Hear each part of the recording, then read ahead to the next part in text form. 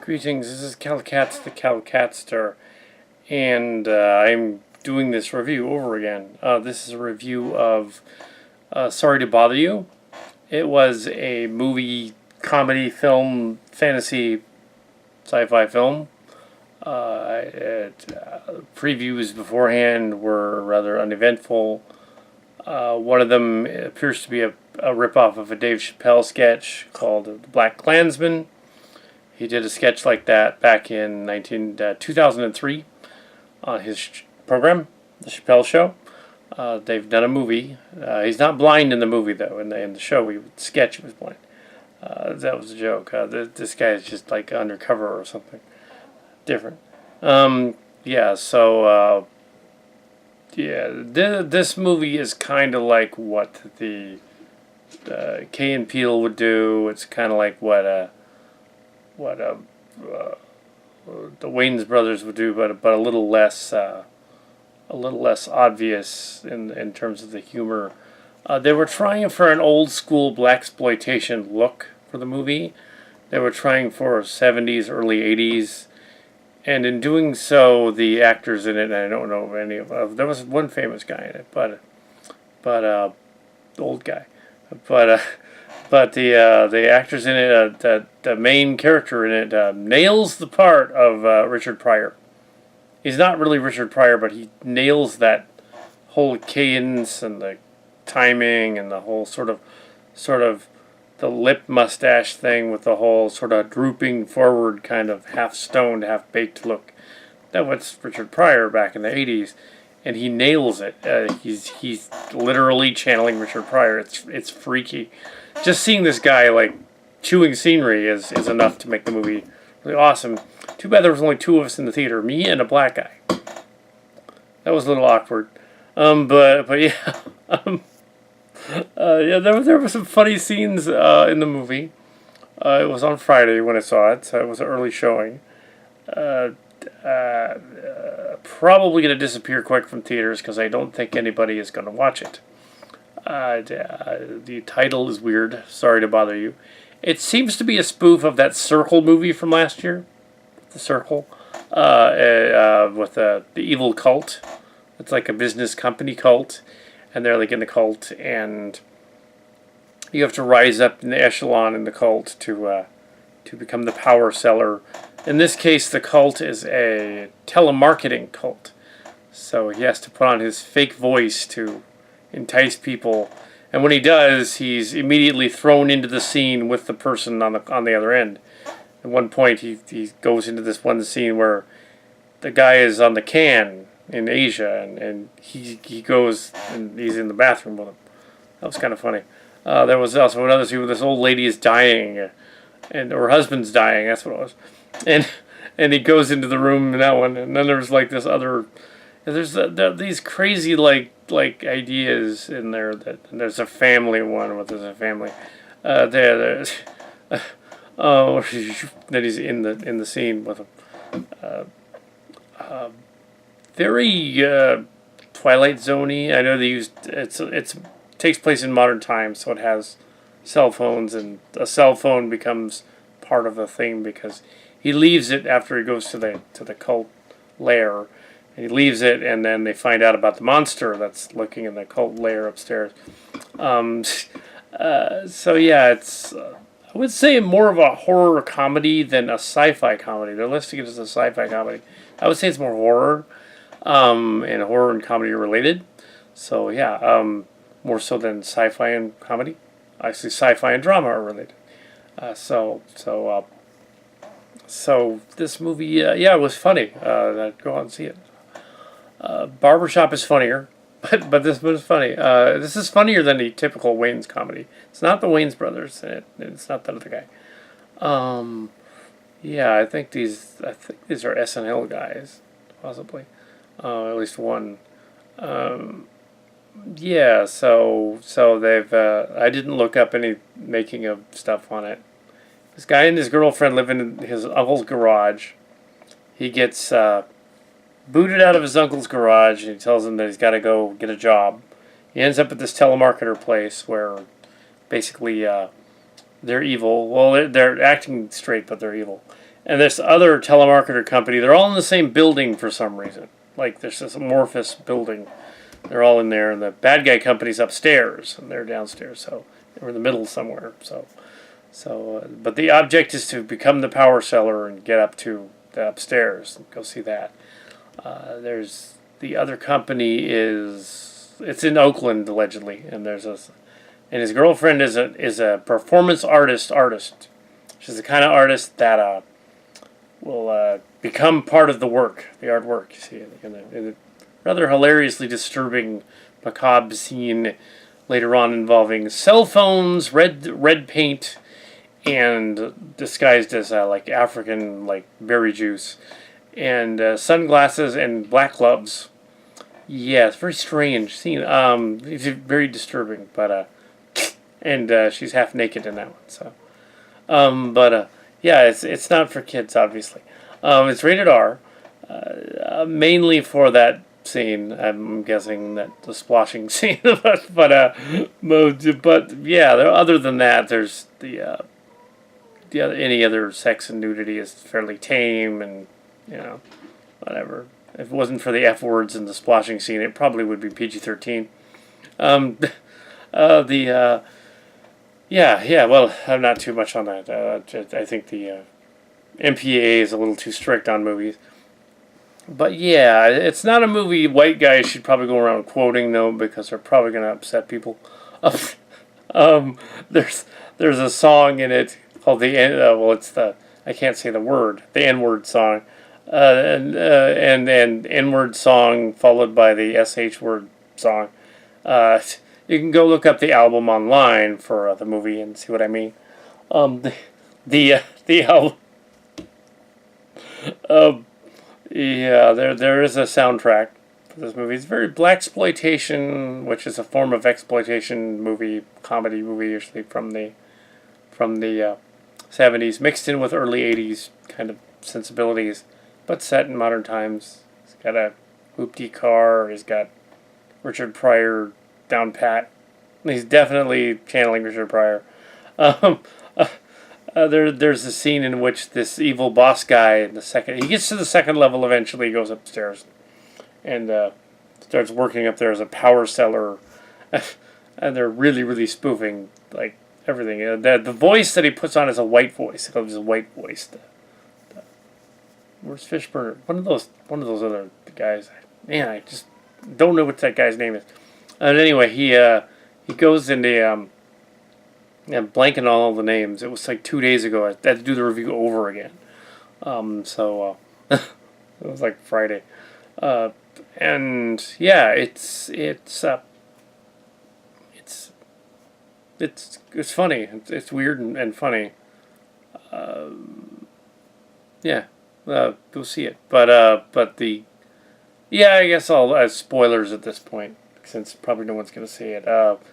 The guy goes up to the top floor, and there's this other super building, and he finds this crazy white manager dude. There's another white manager dude running his place, but this is a higher up manager, and he's all the boss guy. He's all, "You're trying my cocaine." And he whips out the cocaine and he puts it out, and the guy, he snorts all of it. It's obviously like powder. It's fake, obviously. But then he doesn't get high, and then he starts like wigging out because he's not high, and he goes into the bathroom, and in the bathroom is a monster, and there's a guy like mutating into a big horse dude. He's a horseman. The BoJack Horseman references. Cool. Yeah, and also the horseman on Stone Gremlins.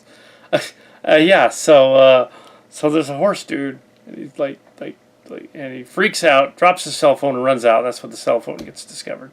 He's recording it, and somehow they don't get his cell phone. They just let it record. The funny thing is that in the world of this Twilight Zone like story, humanity has devolved to the point that it's like Idiocracy, which it kind of already is. That's another movie, a comedy dealing with political tension and whatnot, and by the Mike Judge, but in this one there's a show that's like a parody of those, like, it's a parody of America's Got Talent, but it's crossed with like Nickelodeon guts and crossed with that show where they used to humiliate people on TV that did exist. Yeah, and some of my old instructors from Jung Swan were on it at one point. And they humiliate people on TV. and and no, I would never go on that show. But they humiliate him so they can go on there and expose the horse cult. The evil company is making horsemen, equisapien horsemen, as slave labor. And at one point, that sculpture lady makes a sculpture of a man penetrating a horse, and then this other passerby walks by and says, "What is that? A guy fucking horse?" And she has to explain it to him. But you can explain the joke. That they're turning people into horsemen. Yeah, the artwork doesn't look like that. It looks like Mr. Hands, from reverse to Mr. Hands. But yeah, the idea that in this society they completely ignore like this freaky monster factory being made like across town, and they just ignore it. Like, oh, whatever, that's cool. So eventually, our Pryor like hero guy decides. So he decides to go. There's this B story where there's like a picket line going on. And a union is formed at his company, and he's gone up the upper level, and he's walking through the picket line and all that. Part of the reason he goes on the messed up show is because he got hit with a Coke can in the head, and he got bonked there, and that video went viral. So they're all like, "We want to put you on this sploshy show thing and humiliate you and cover you in poo." So there's all these weird things going on, and in the midst of that is horse slaves. There's quite a lot going on in this movie. It's weird and bizarre. I think the Stone Gremlins would love it. They should go see it. Yeah, they'd probably like it. It's just so dumb that it's good. Yeah, but there are some genuinely funny gags in the movie. And there was a party in the movie where they go to the corporate party. But I missed some of that because I had to go to the bathroom in the middle of it and rush back. But yeah, I did see it. It was kind of long, I guess, the movie. But yeah, so I watched the film and I came back and the party wasn't over yet in the movie. So then the cocaine scene happened, and the guy was channeling Richard Pryor. Yeah, it's called, Sorry to Bother You is the name of it. Rated R. It's probably tanking at the theater. I don't think anybody's going to go see it. But it'd be cool if some people did see it, because it is funny. It's a live-action BoJack Horseman. There you go. But that's a online Netflix show with a talking horseman who was from the 90s. That's what that is, BoJack Horseman. It's different, but kind of the same modeling. It's different. There's a funny scene in which he thinks that he's been turned into a horseman. Tells his girlfriend, "Can you look at my junk and see whether it's really hugely, monstrously big?" She said, "No, it's not any bigger." But anyway, it's like weird stuff like that. Ooh, and she fools around, but we're not sure who she fooled around with. But she said, "No, I wasn't dating you at the time. We broke up, remember?" So yeah, there was a lot of like the comic timing was really good. It's really strange. It's a strange movie. Yeah, like the credits look like something out of one of those 70s like Dolomite movie exploitation movies. It's like they said on Most Offensive Video. Yeah, why wasn't? Yeah, when they did the original Kings of Comedy, why didn't they include Rudy Ray Moore? Why didn't they? Should have been in there. Pryor should have been in there if he wasn't. I don't think he was. He's the original King of Comedy. And I didn't have as much appreciation for Richard Pryor when I was younger, so much as a little later when I got to be like in my 30s. Not when I was in my teens and 20s. Because he appeared in Superman 3. It kind of ruined it. So I was like, why is he in Superman 3? And that was when I was, what, 12? I was 13. So, yeah, but he was in other stuff, like, so the toy comes to mind. So, yeah, the toy. Uh, so, yeah, his later stuff was better. He did a hilarious comedy roast. One of his friends, I think Rudy Ray Moore is what he was making fun of. He did other. I think he was on SNL a couple times. Him and Eddie Murphy. Eddie Murphy used to be funny, but then he got really gross. Like his Delirious was hilarious. It's one of the best comedy sketch tapes ever. Him and Robin Williams back in the day, But Raw, the sequel, was terrible. And it was only a few years later. And he lost it, and then he sold out to Disney and started doing, like, cutesy kiddie movies. But he needed to, like, do it with Murphy. He needed to do a happy medium and say, well, I'll do edgy, darker comedies, and I'll do these other ones. Because, I can think of a dozen Eddie Murphy comedies handedly, like Beverly Hills Cop, but this guy was not channeling Eddie Murphy. The co-star guy kind of was. But he was channeling Pryor. Richard Pryor, Silver Streak, and stuff like that. Trading Places? I think Trading Places was somebody else. Yeah. That might have been Eddie Murphy, too.